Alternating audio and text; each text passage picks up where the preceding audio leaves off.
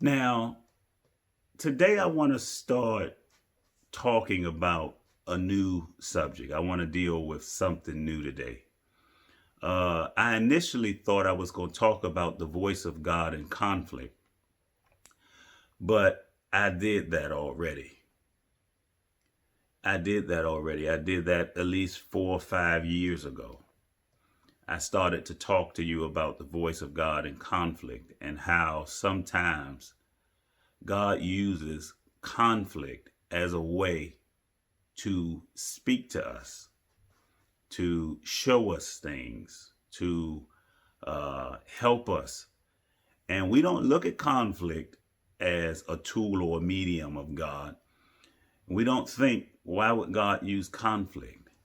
And I think sometimes the messaging around conflict, maybe that's why we struggle with it, right? Because sometimes people tell us that God has allowed conflict because we've been disobedient. And if you only believe that conflict has something to do with your disobedience, then you're not going to be likely to receive messages about conflict. But what I want you to understand is conflict is not always about disobedience. Sometimes God uses conflict to reveal who you are and whose you are. Sometimes God uses conflict to help you get to a better place in life. Sometimes God uses conflict to reveal to you that you've been upgraded. And so conflict does not have to be viewed through the lens of suspicion. We can actually embrace the conflicts in our lives and grow from those conflicts and know what God is saying through those conflicts. So I thought initially that's where I was going to go. But I realized again that I've talked about that already. And one thing I teach y'all about God is his conversation is progressive, that one thing builds on the other. And that because he's in a conversation with us, that he's going to say something else after what he said. That's why I teach you how to keep listening. And so God has indeed said something else. So I want you to look at this video that I did back in 2015. The date will be there. I want you to look at that video and notice what I said about conflict, because it's very, very important to what I'm going to say today. So take a look at that video. It gets healed. So healing is the goal. I need you to keep that in mind when we enter into conflict or seasons of conflict, that the goal is healing. And so we've seen this in recent times where certain prophets have been exposed and torn and things are being exposed. God is not exposing anything for the sake of destroying. He's exposing because he's going to heal. I want you to understand that. And he said this to me. He said Donald Trump is a divine appointment in this presidential election. Now, that does not mean that he's going to be president. But what he's telling me is he has put him, these were his exact words, I have set him as pepper in your throat. He is there to irritate you and to make you cough up things that you've been hiding. And so America from the outside looks wonderful. America from the outside looks wonderful. It looks great. Looks like a great place to be, and what we're finding out is that America still has fears. America still has racism. America still has issues. America's issues are coming to the surface all because of one man's activity. People who we thought were gone have become resurged and come back to life simply, and that is because God is raising up conflict to bring tension and conflict simply for the purpose of healing us. But the process of healing means we have to be exposed. You would not go to the doctor and expect him to do surgery on your heart and not expect him to cut you first. You have to know that if there's going to be a healing, there's going to have to be a tearing. And so in this passage, all right, did you see that? So I began to tell us that God was going to raise up the president, that God appointed him in this time period, and that he was going to be pepper in our throat. In other words, he was going to get on our nerves. He was going to get on our nerves. Now, some of you are going to take that offensively because you're looking at this through the lens of politics. And I've been trying my best to help people understand that God is neither Democrat nor Republican. He's theocratic.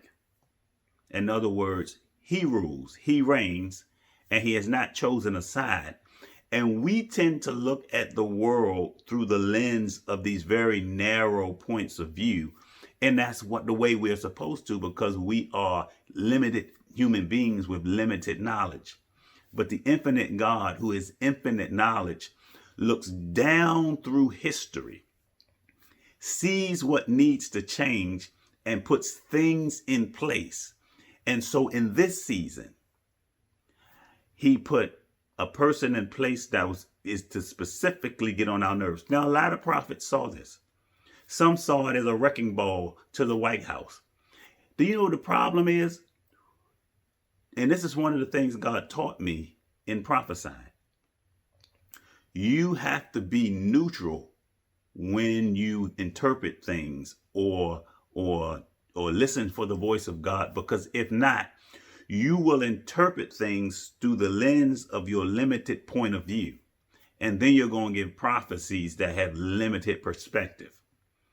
And so a lot of people think of God trying to expose shadow groups. A lot of people think of God trying to expose all kinds of stuff, foolishness, governmental corruption.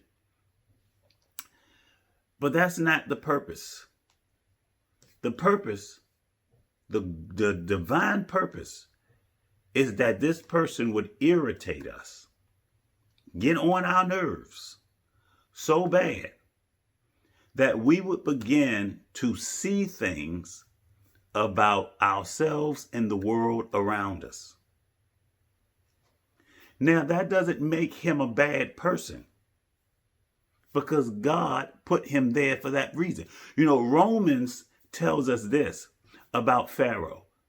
Romans says that God put Pharaoh up specifically to show his power. He specifically changed his heart and made him difficult for Moses to deal with. God made him difficult to deal with, so that God's purposes might be revealed through the plagues, that his power might be revealed through the plagues, that his dominance might be revealed through the plagues. There's a revelation in the conflicts. And so God put him there to get on our nerves. Now, I know people don't like that. But you read Romans 8. Sometimes God puts people in places with a purpose that we might not think is good as humans, but God in his divine wisdom puts them there for a specific purpose that prophetically we're supposed to interpret and understand. And so he's there doing exactly what I said he was going to do. That he was going to be pepper in our throat. That he would cause us to cough up things and to see things about ourselves. That there would be a lot of conflict. And here we are, 4 to 5 years later. We have seen nothing but conflict. I also said that conflict has a goal. That goal is to reveal what is in you, what is in a country, what is in a people group, what is in an ethnic group, what is in a business, what is in a church. It's to reveal what may be there hiding that is not beneficial to your future. I want y'all to understand what's happening in context. I want you to understand what's happening in the world in context, at least in this country. When the arrival of this appointment happened, when God appointed this guy, we began to see a rise in a lot of different things that we previously thought were gone. And that is the whole point. Revelation of the things that keep America from being great, that keep your marriage from being great, that keep you as a co-worker from being the best employee and co-worker in the office, that keeps your business from being great, that keeps communities of color and non-color from being great. Conflict has the goal of revelation.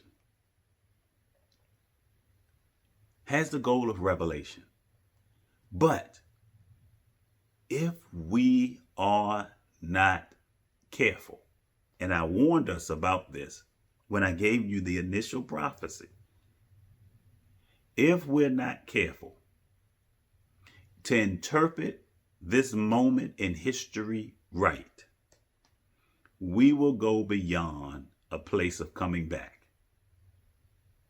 We have to be smart in this season and understand that conflict has the goal of revealing things that keep us from being the best version of ourselves.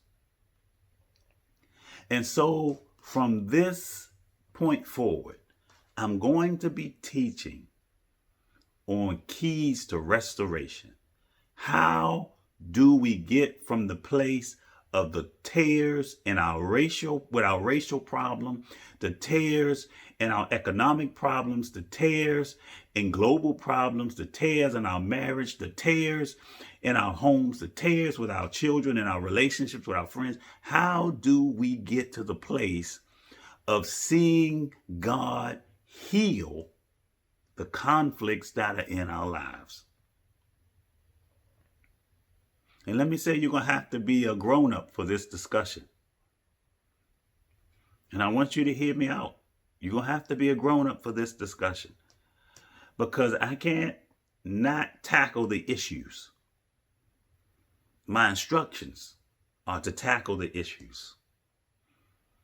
And I'm going to tackle the issues. So there's a way for us to be healed, and I want us to talk about it.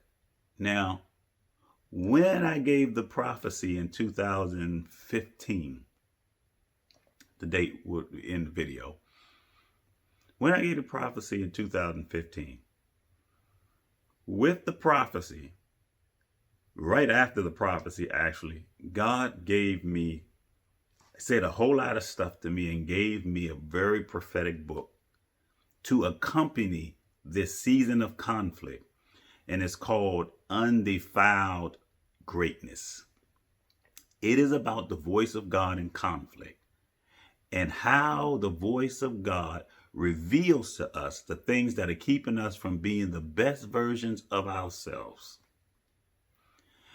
And that there's greatness in us that we don't access simply because we won't be brave and tackle the things that God is showing us.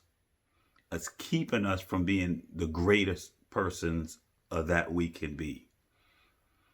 And it's called Undefiled Greatness. And I'm going to be teaching from that book because there's a chapter where I talk about the keys of restoration and the power of restoration. So again, that's what I'm going to be talking about over the next few videos.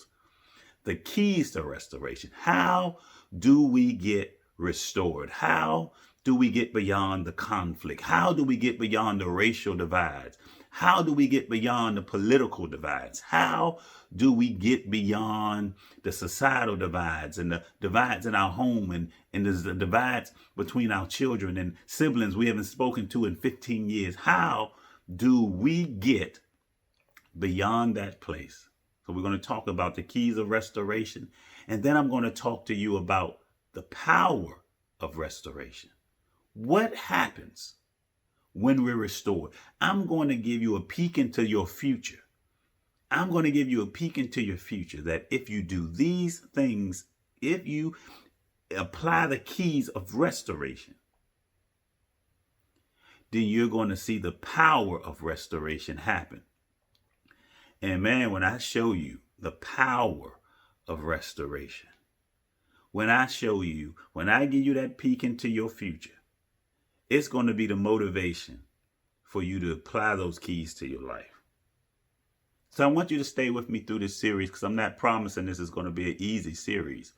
I'm not going to talk about dreams or visions or interpreting dreams or visions. I'm not going to talk about healing or the supernatural or demons or casting out demons and all the stuff that people seem to like to hear me talk about. I want to talk to you about some very practical things, even though I am trying to help you understand that the voice of God does manifest, not just as dreams, visions, and audible experiences. It actually does appear in a form called conflict.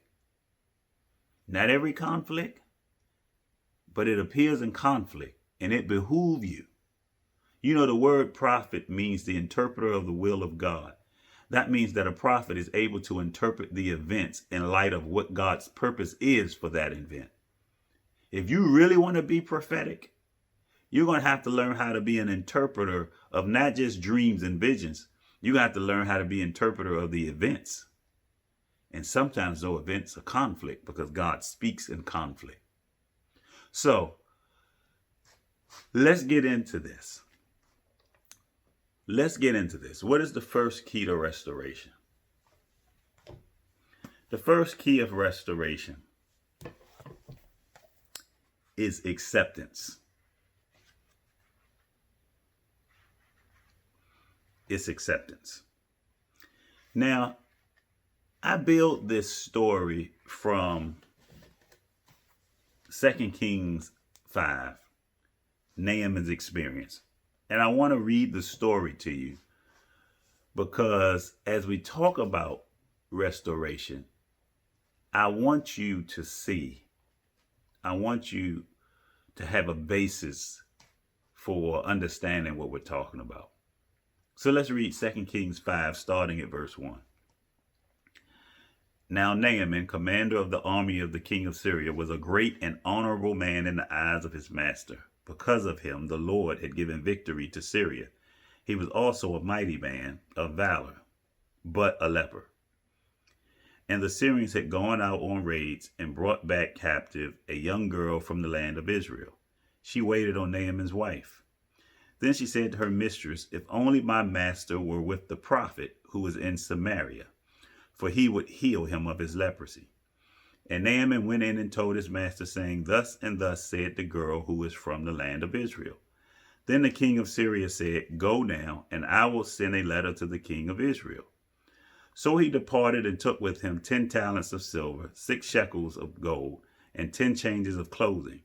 Then he brought the letter to the king of Israel, which said, "Now be advised, when this letter comes to you, that I have sent Naaman my servant to you, that you may heal him of his leprosy." And it happened when the king of Israel read the letter that he tore his clothes and said, "Am I God to kill and make alive, that this man sends a man to me to heal him of his leprosy? Therefore, please consider and see how he seeks a quarrel with me."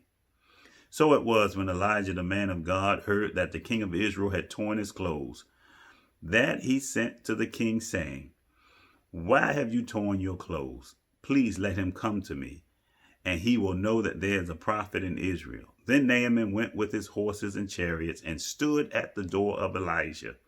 And Elijah sent a messenger to him, saying, "Go and wash in the Jordan 7 times, and your flesh shall be restored to you, and you shall be clean."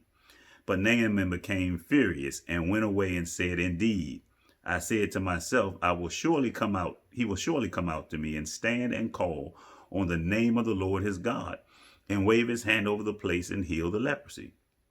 Are not the Abner and Parfar, the rivers of Damascus, better than all the waters of Israel?" Could I not wash in them and be clean? So he turned and went away in rage.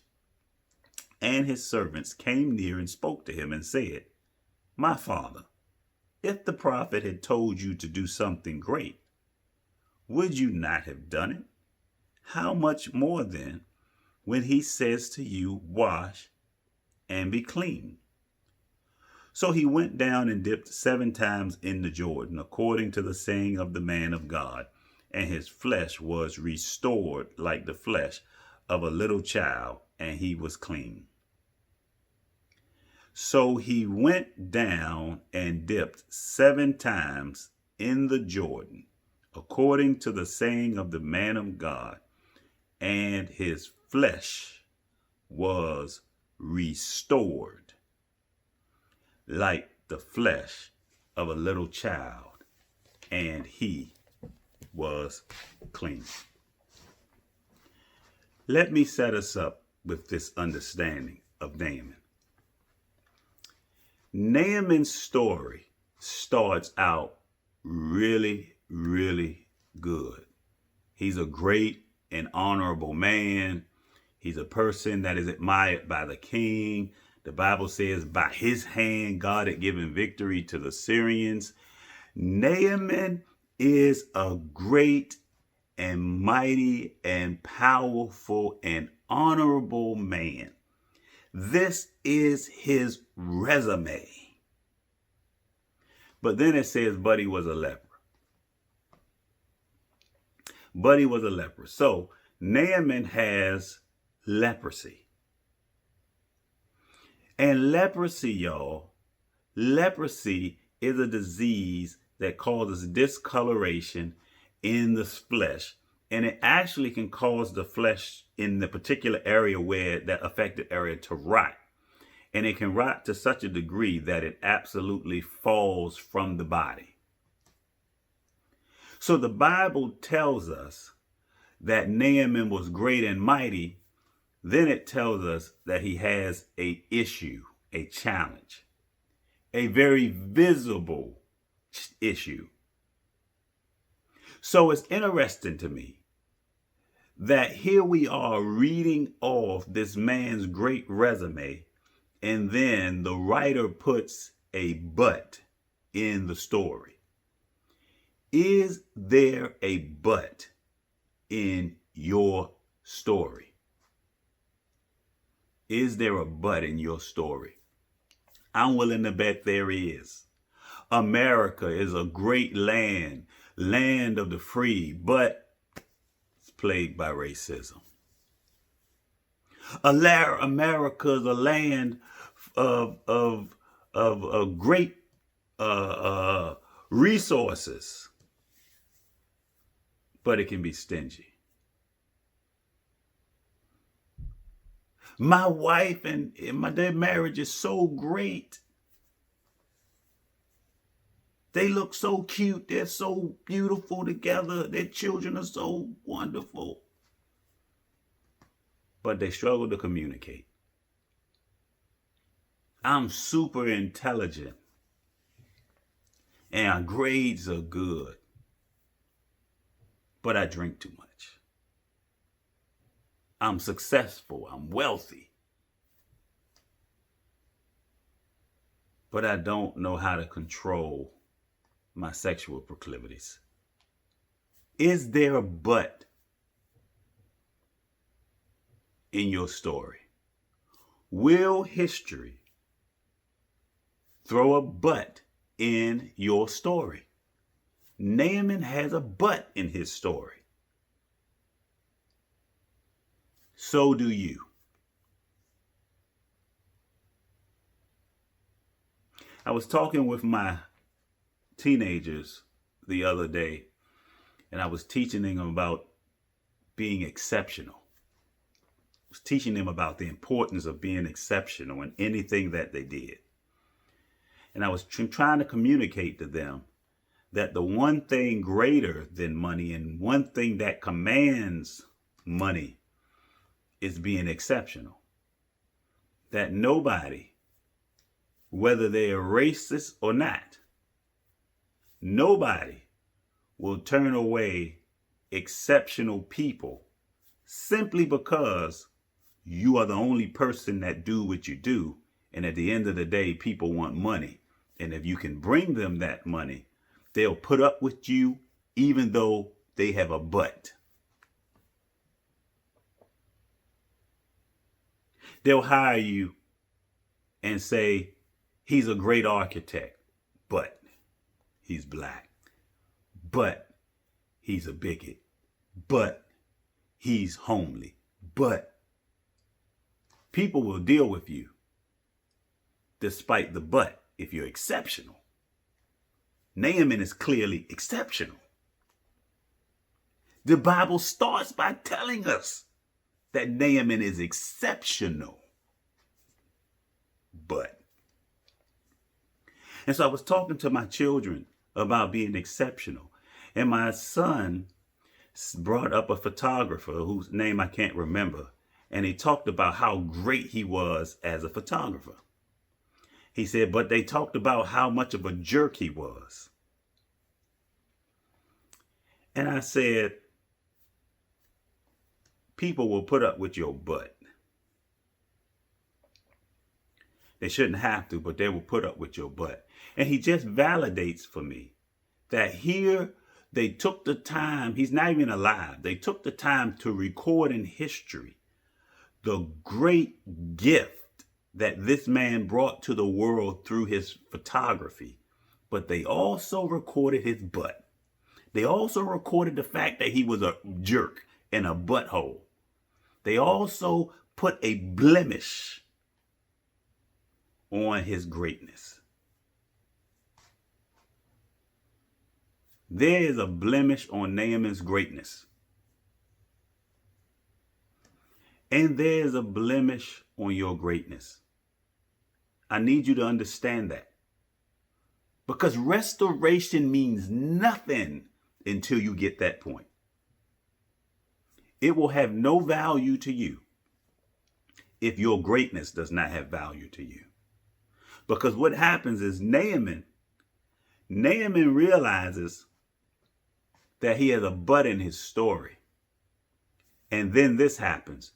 A little girl who they took from Israel and made a slave said to Naaman's wife, you know what? If you were in Israel, you could get in touch with the prophet. He could get you healed of that. And Naaman saw the opportunity to be whole. He saw the opportunity to be great and honorable and a man who God used, and to remove that but from his story. And what it did is inflame in him a passion to be restored. And so that's where I want to start with us today. Do you want to get rid of the but in your story? Don't listen to anything I say in the weeks to come if you have not first decided that you want to be rid of the but in your story. I want to be rid of the but in my story. I want to be rid of the but in my marriage story. I want to be rid of the but in my financial story. I want to be rid of the but. Do you want to be rid of the but? Do you want to be rid of the but in your story? Naaman had a but in his story.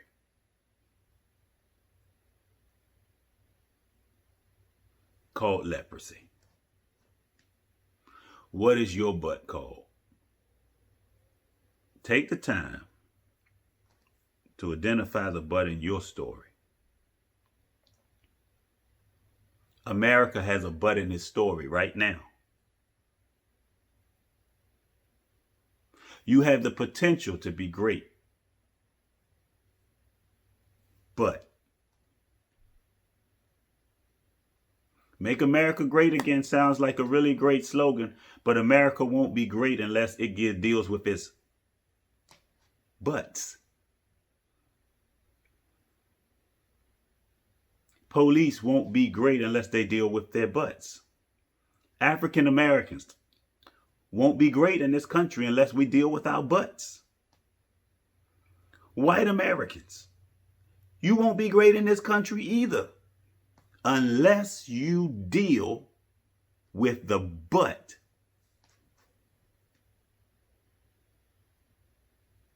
Hispanic Americans, all Americans,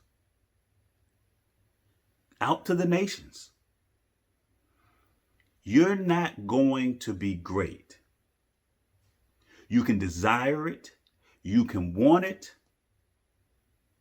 but you can't achieve it unless you're willing to confront the butts.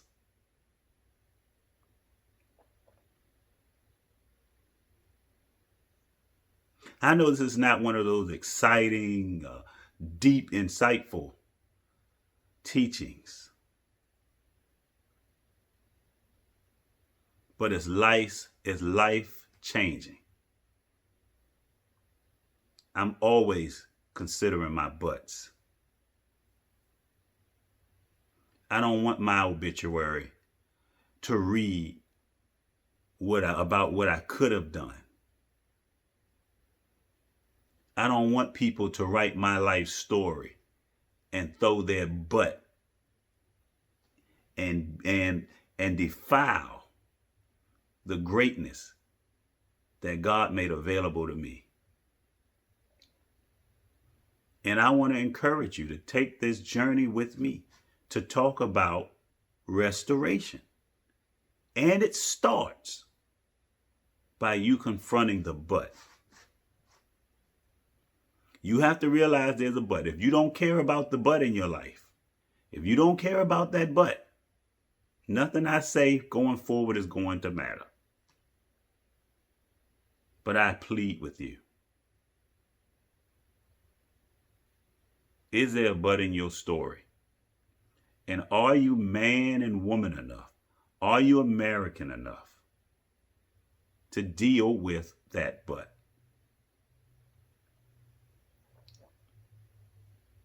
Some people are comfortable. I don't want us to be comfortable. I need us to understand the reason Naaman wanted to deal with that but was because there was a blemish in his story. And let me explain this about leprosy.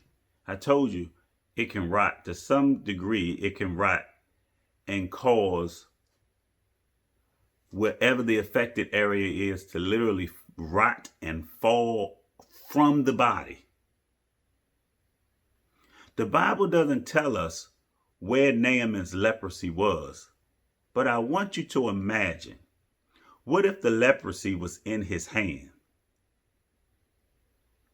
What good is a soldier without a hand? What good is a sword to a man who doesn't have hands to hold it?